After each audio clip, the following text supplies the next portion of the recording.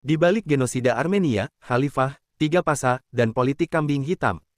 Genosida Armenia pada tahun 1915 sampai tahun 1916 adalah salah satu tragedi kemanusiaan terbesar abad ke-20.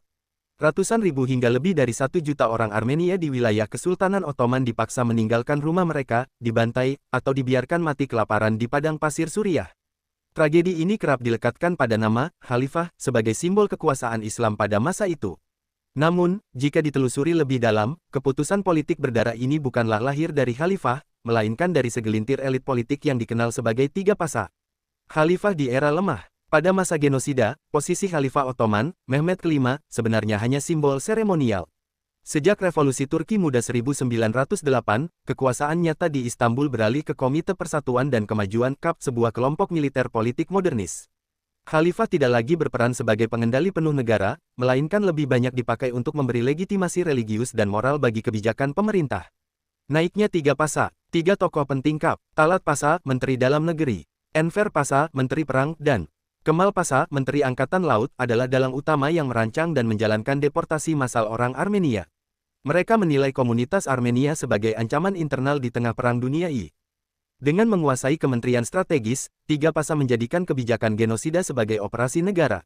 Nama Khalifah hanya dipinjam untuk memberi kesan bahwa tindakan tersebut adalah keputusan sah dari otoritas tertinggi.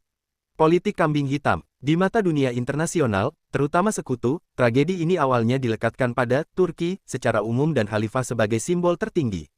Tiga tokoh yang dikenal sebagai tiga pasa adalah 1. Mehmed Talat Pasa, Menteri Dalam Negeri. Orang yang mengeluarkan perintah deportasi massal terhadap etnis Armenia. Disebut sebagai otak politik di balik kebijakan pemindahan paksa. 2. Ismail Enver Pasa, Menteri Perang. Bertanggung jawab atas operasi militer. Setelah kekalahan di Front Kaukasus, ia menuding komunitas Armenia sebagai pengkhianat yang jadi alasan represif. 3. Ahmed Kemal Pasa, Menteri Angkatan Laut. Berperan dalam pengawasan deportasi dan tindakan keras di beberapa wilayah. Meski di beberapa catatan ia sedikit lebih lunak, tetap termasuk dalam kepemimpinan kolektif yang menyetujui tindakan.